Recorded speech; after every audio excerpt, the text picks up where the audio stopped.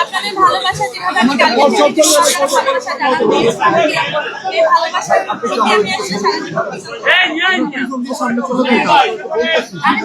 আসলে এত ভালোবাসা আমি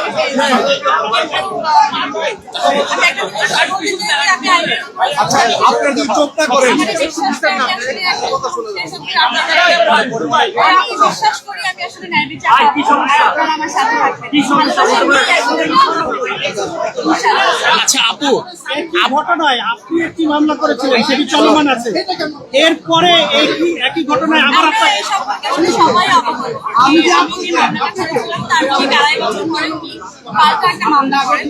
যে মামলাটুকু আজকে এই যে আমাদের কালকে গ্রেপ্তারি পরোয়ানা জারি করেন। এবং আমার খুব বিশ্বাস ছিল যে আমি আজকে আসবো। আপনারা যেভাবে সবাই আসলে আমাকে সাহসটা জুগিয়েছেন যে আজকে জামিন নিতে আসবো এবং আমি জামিন পেয়ে যাবো।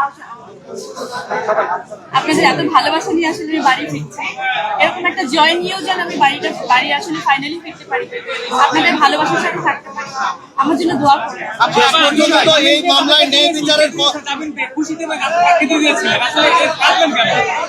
আসলে কেটে দিয়েছিলাম সেই কান্নাটা, সেই খুশি কান্নাটা আর যখন পুরোপুরি ফাইনাল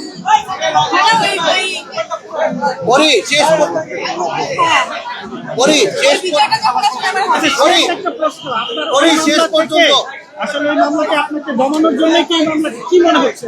এটা তো খুবই পরিষ্কার যে আমি একটা মামলা করলাম, তার 2.5 বছর পরে, ঠিক 2.5 বছর পরেই একটা পাল্টা মামলা করা হলো শুধু দমানোর জন্য।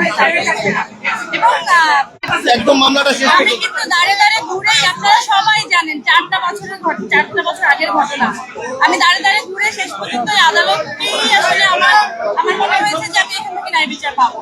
আমি এখান থেকে আশা হতে চাই না, মানে আশা হতে চাই না, আমি সত্যি আশা হারাতে চাই না, আমার একদম বিশ্বাস থাকতে চাই না শেষ পর্যন্ত সত্যের জয় হোক।